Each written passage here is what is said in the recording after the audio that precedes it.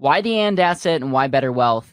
Welcome to the Better Wealth podcast, where we're going to be covering some of the most important questions that people have around money. And in today's episode, we're going to be covering why the and asset, who is it right for, how old should you be, how much money should you have money saved up, should you pay off debt? These are all common questions that are good. And then the other question that usually comes up is why better wealth? Why work with you guys? It's a great question because you could work with anybody. But in this episode, I give answers to both of that. And actually, Mariah asked this in a frequently asked questions time that we had. And these were two answers that we gave. And when our team was going through just this, we're like, oh, Caleb, like you actually did a pretty good job like answering a question in under an hour. So we should probably put this on the podcast. So enjoy and make sure to thank us because we're getting these questions to you. You don't have to wade through hours of content for that. But before you go right into the episode, I want to invite you to go to betterwealth.com/vault. Betterwealth.com/vault. Our team has put in hours and hours to be the one-stop shop for everything and asset. We have testimonials. We have calculators. We have over 100 frequently asked questions. We have a crash course of over 20 videos. We have a masterclass. We have so many other things, and we're continuing to add to this vault. And you might ask, why do you guys have an and asset vault? Because selfishly, we want to be the one-stop shop. We want to be the number one resource when people are in the market of looking into life insurance. Is this right for me? I've heard about overfunded. There's this thing called the and asset. What is it? And we just want to be the number one place where financial professionals go and consumers go to learn more about that. So if you go to betterwealth.com/vault, you can find out all you need to know about the and asset and more. So without further ado, enjoy the episode.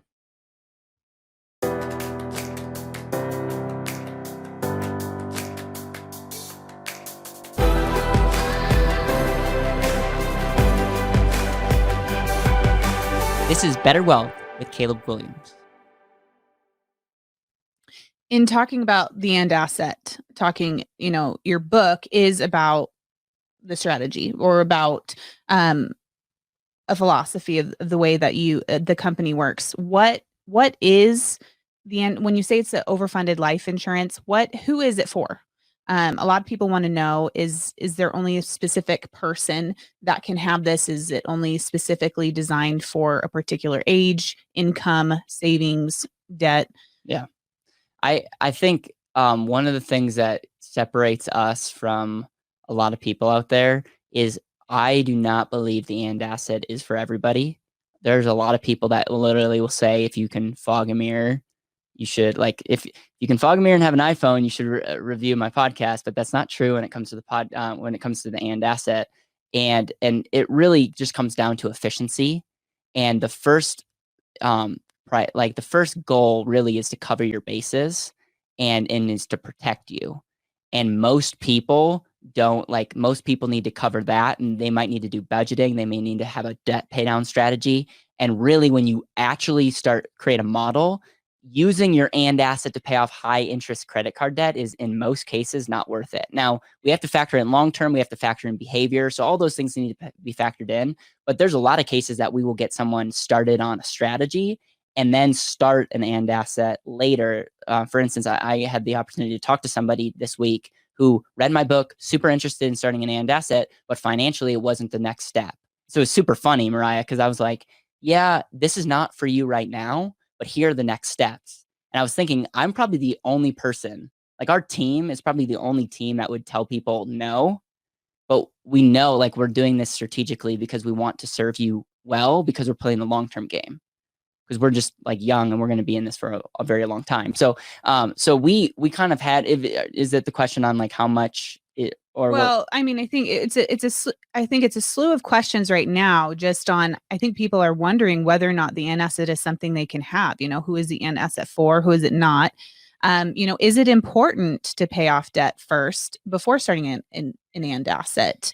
And like, what is the age and how much? I think people are just generally thirsty for the knowledge of this and asset. I think Nelson Nash wrote the book, and I don't think I have it here in the studio, but it's essentially this concept called becoming your own banker. And he pretty much says that banks are the most profitable business in the world and that we all need to take over the banking function in our life. So he talks about the principle of paying yourself first And then he also made the argument that whole life insurance is the best place to hold that banking function because you are part owner and that capital is consistently moving and working. I had the pleasure of interviewing Nelson before he passed away, and I would highly recommend you go check that out. It was one of my favorite all-time interviews. And so this is what I'll say. It's easy to read that and say, okay, I need an and asset. Now, I'm coming to the table and saying we also need to be efficient. And what happens is if you don't have at least $10,000 to put into an and asset, knowing what I know, there may be more efficient ways to get a term policy. And this will be in the weeds, so I apologize. I mean, this is the power of Q&A.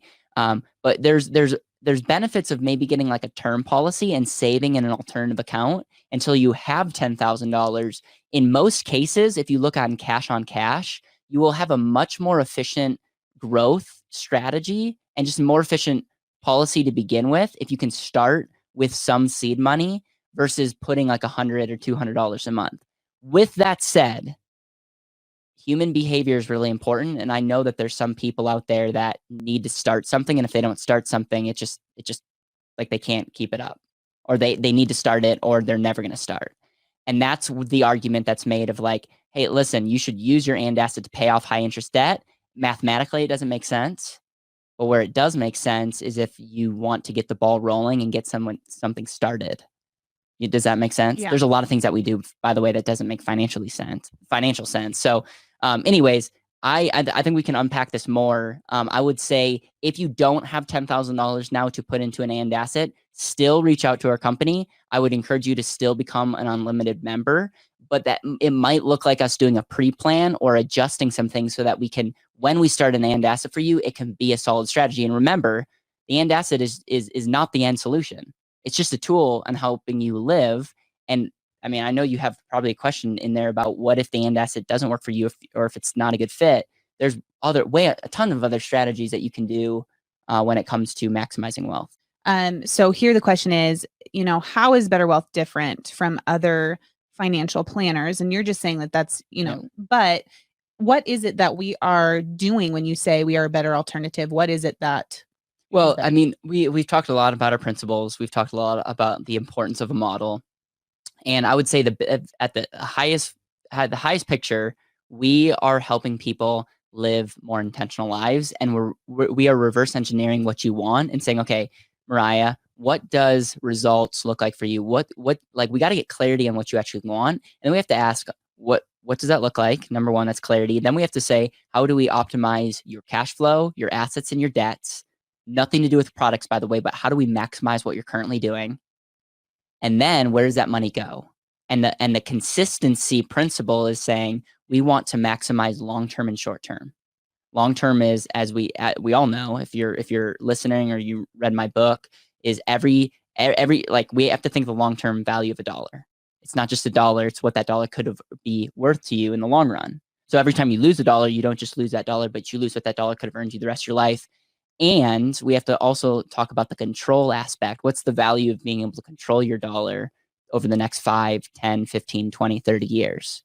So consistency is C squared, where we want to maximize compound growth and control. And then finally, getting people to start thinking about the best ways to use their money. Our greatest financial need is using money. Most people aren't telling you that because they're not incentivized to. But your greatest financial need is using money, whether it's in retirement, whether it's as an entrepreneur, whether it's an investor. And if we can show you best ways to use your money like the banks, like the ultra wealthy are doing, that just changes the game. So that's the framework. The and asset is a strategy that we do, and it's pretty much maximizing a special type of life insurance contract where we're overfunding, we're minimizing the insurance and maximizing the cash. And what that allows is your dollars to do multiple jobs. I have a ton of videos on this, but essentially the thesis is if we can give your dollar multiple jobs, and we can play the long-term game and the short-term, and while protecting you and your legacy, we will win in the end. The and asset is not an investment. It's just a better place to store and use capital throughout your life. And then we also have a financial model. And I believe, and this is another thing that we put on our website, we believe that every financial decision can be modeled, period. Most people don't want to talk to you about that because It's hard. A lot of people don't even know how to model financial decisions, but we've determined that if we are going to grow and if we're going to show up powerfully in your life, it can't just be my ability to speak. It can't just be the person that you talk to. We need to have a source of truth. We need to have a mirror. We need to have an x-ray to help you model where you are, where you want to go, and how you can make certain decisions. And so when you take that, when you take our commitment to coaching, when you take our love for technology, when you take our mission of wanting to be more intentional, when you take us being like realistic and saying the government will come after us. I don't even think that's a controversial statement. Look at the news.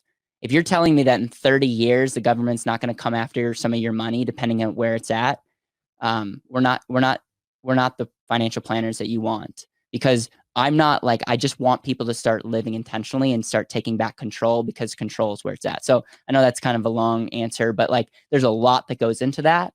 And there's not one thing that I can like point to. It's just really the culture and the philosophy that we live by.